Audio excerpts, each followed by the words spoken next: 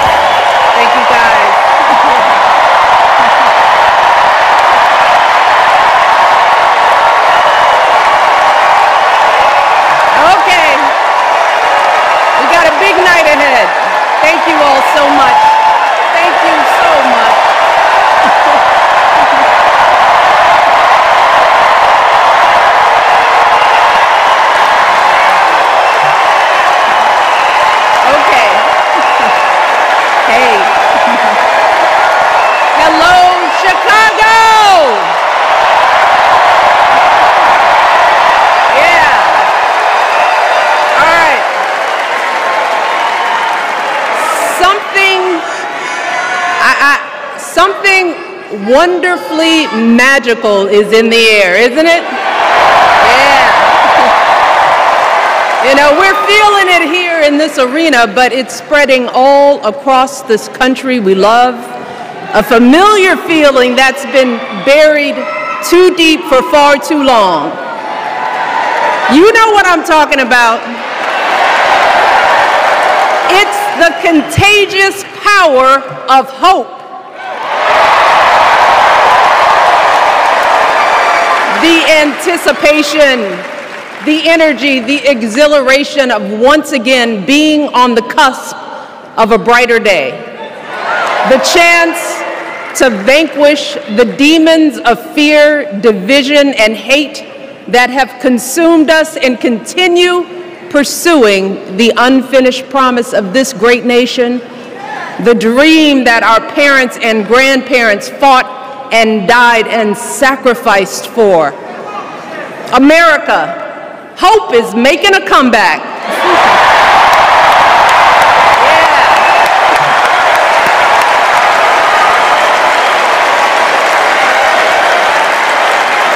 But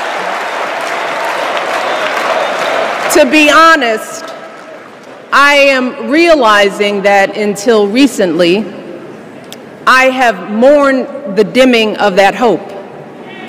And maybe you've experienced the same feelings. Is that deep pit in my stomach, a palpable sense of dread about the future. And for me, that mourning has also been mixed with my own personal grief. The last time I was here in my hometown was to memorialize my mother, the woman who showed me the meaning of hard work and humility and decency, the woman who set my moral compass high and showed me the power of my own voice. Folks,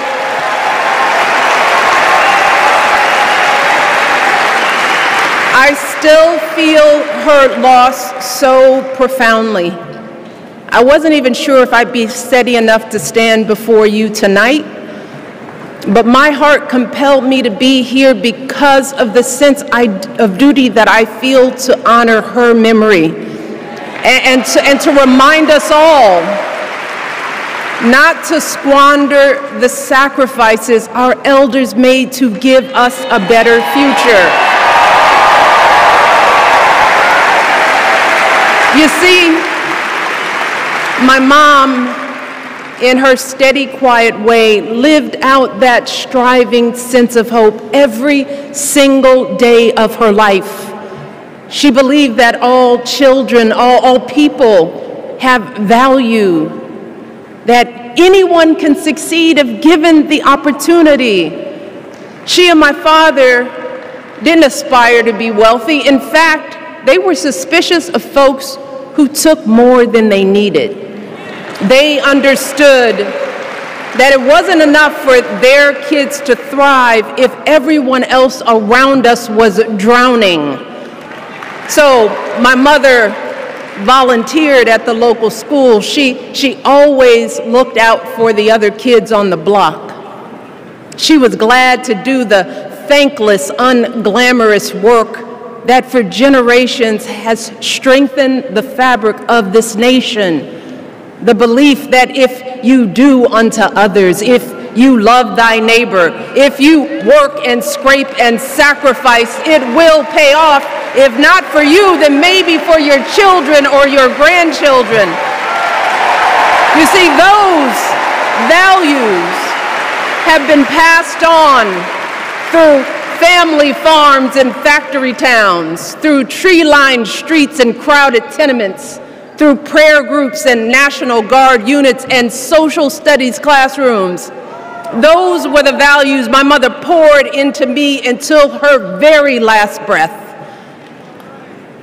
Kamala Harris and I built our lives on those same foundational values. Even though our mothers grew up an ocean apart, they shared the same belief in the promise of this country. That's why her mother moved here from India at 19. It's why she taught Kamala about justice, about the obligation to lift others up, about our responsibility to give more than we take. She'd often tell her daughter, "Don't sit around and complain about things, do something." So, with that voice in her head, Kamala went out and she worked hard in school, graduating from an HBCU, earning her law degree at a state school. And then she went on to work for the people, fighting to hold lawbreakers accountable, strengthening the rule of law, fighting to get folks better wages, cheaper prescription drugs, a good education, decent health care, child care, elder care. From a middle-class household, Kamala worked her way up to become Vice President of the United States of America. My girl, Kamala Harris, is more than ready for this moment. She is one of the most qualified people ever to seek the office of the presidency. And she is one of the most dignified.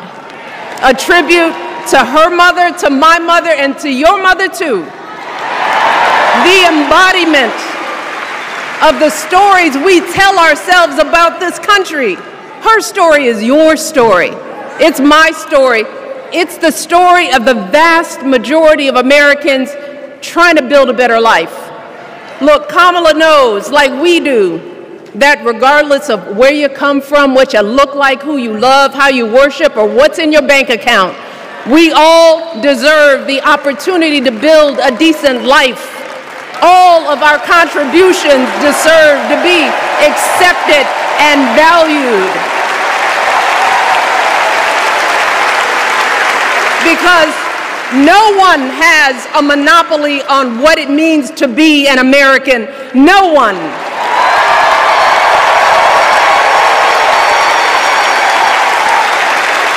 Kamala has shown her allegiance to this nation, not by spewing anger and bitterness, but by living a life of service and always pushing the doors of opportunity open to others. She understands that most of us will never be afforded the grace of failing forward. We will never benefit from the affirmative action of generational wealth.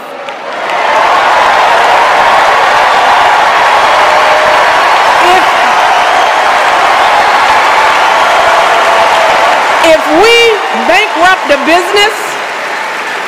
we bankrupt a business or choke in a crisis, we don't get a second, third, or fourth chance. If things don't go our way, we don't have the luxury of whining or cheating others to get further ahead. No. We don't get to change the rules so we always win. If we see a mountain in front of us, we don't expect there to be an escalator waiting to take us to the top. No. We put our heads down. We get to work. In America, we do something.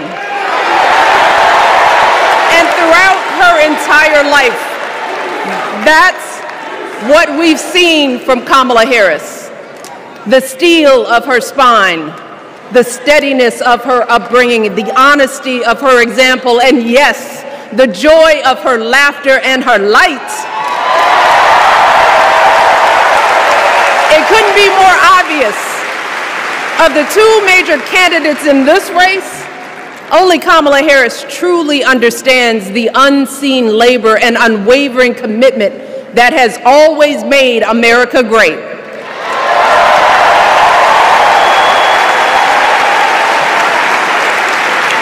Now, unfortunately, we know what comes next. We know folks are going to do everything they can to distort her truth. My husband and I sadly know a little something about this. For years, Donald Trump did everything in his power to try to make people fear us. See, his limited, narrow view of the world made him feel threatened by the existence of two hard-working, highly educated, successful people who happen to be black.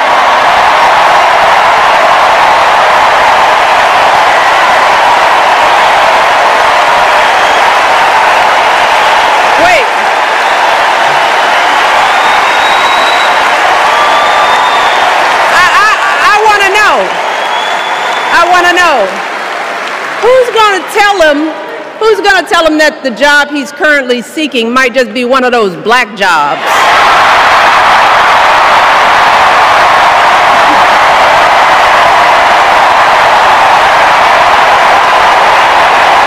Look, it's his same old con. His same old con. Doubling down on ugly, misogynistic, racist lies as a substitute for real ideas and solutions that will actually make people's lives better.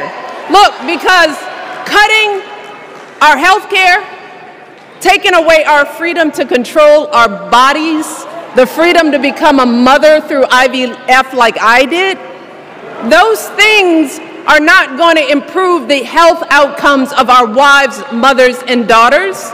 Shutting down the Department of Education, banning our books, none of that will prepare our kids for the future. Demonizing our children for being who they are and loving who they love, look, that doesn't make anybody's life better.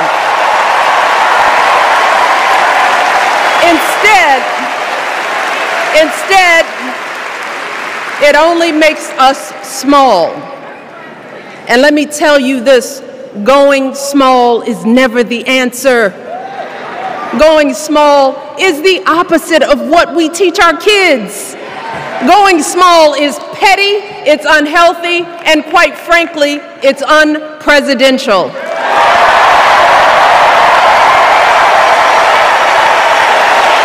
So, why would any of us accept this from anyone seeking our highest office? Why would we normalize that type of backward leadership?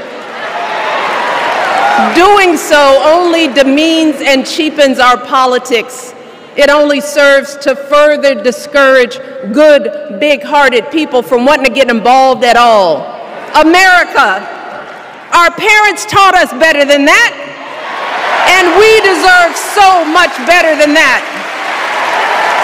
That's why we must do everything in our power to elect two of those good, big-hearted people. There is no other choice than Kamala Harris and Tim Walz.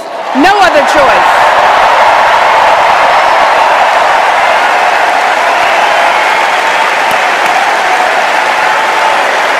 But as we embrace this renewed sense of hope, Let us not forget the despair we have felt. Let us not forget what we are up against. Yes, Kamala and Tim are doing great now. We're loving it. They're packing arenas across the country. Folks are energized. We are feeling good. But remember, there are still so many people who are desperate for a different outcome, who are ready to question and criticize every move Kamala makes, who are eager to spread those lies, who don't want to vote for a woman, who will continue to prioritize building their wealth over ensuring that everyone has enough. So no matter how good we feel tonight or tomorrow or the next day, this is going to be an uphill battle. So folks, we cannot be our own worst enemies. No. See, because the minute something goes wrong, the minute a lie takes hold, folks, we cannot start wringing our hands. We cannot get a Goldilocks complex about whether everything is just right. And we cannot indulge our anxieties about whether this country will elect someone like Kamala instead of doing everything we can to get someone like Kamala elected.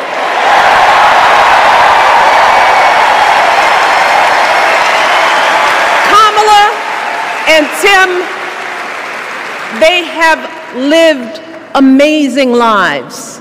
And I am confident that they will lead with compassion, inclusion, and grace. But they are still only human. They are not perfect. And like all of us, they will make mistakes. But luckily, y'all, this is not just on them. This is up to us, all of us, to be the solution that we seek. It's up to all of us to be the antidote to the darkness and division. Look, I don't care how you identify politically, whether you're Democrat, Republican, Independent, or none of the above. This is our time to stand up for what we know in our hearts is right.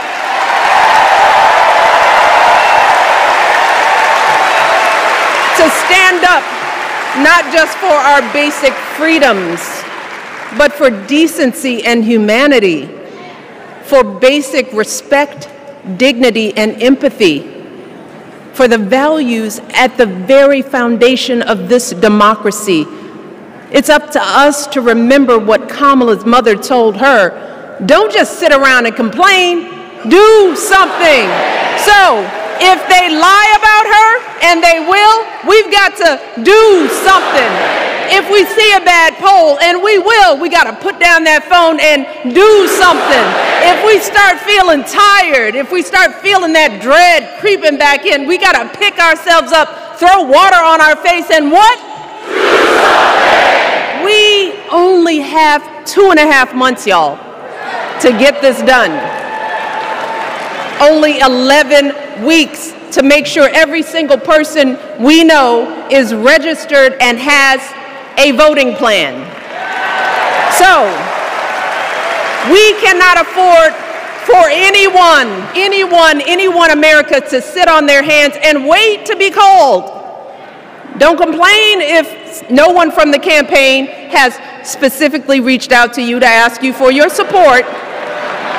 There is simply no time for that kind of foolishness. You know what you need to do. So, consider this to be your official ask. Michelle Obama is asking you, no, I'm telling y'all to do something.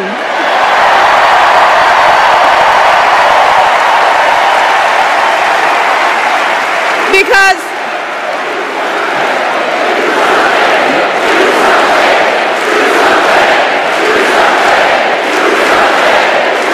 you all, this election is going to be close.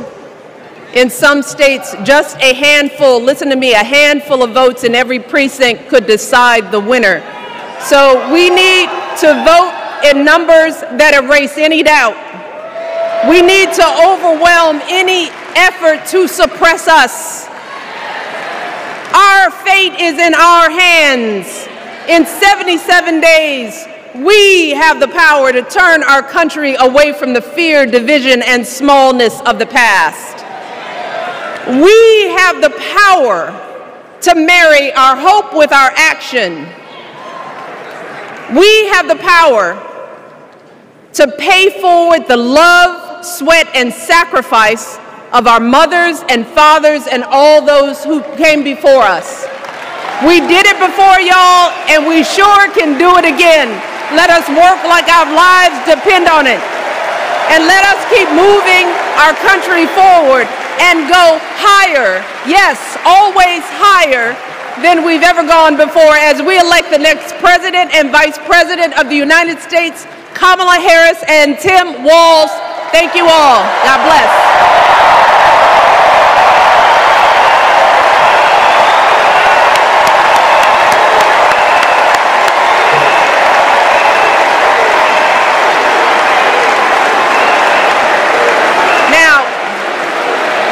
Before I go,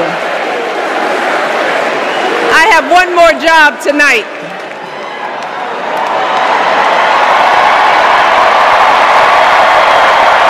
Yeah, one more job. You all, thank you for all the love, but it is now my honor to introduce somebody who knows a whole lot about hope. Someone who has spent his life strengthening our democracy, and let me tell you, as someone who lives with him, he wakes up every day, and thinks about what's best for this country. Please welcome America's 44th President and the love of my life, Barack Obama.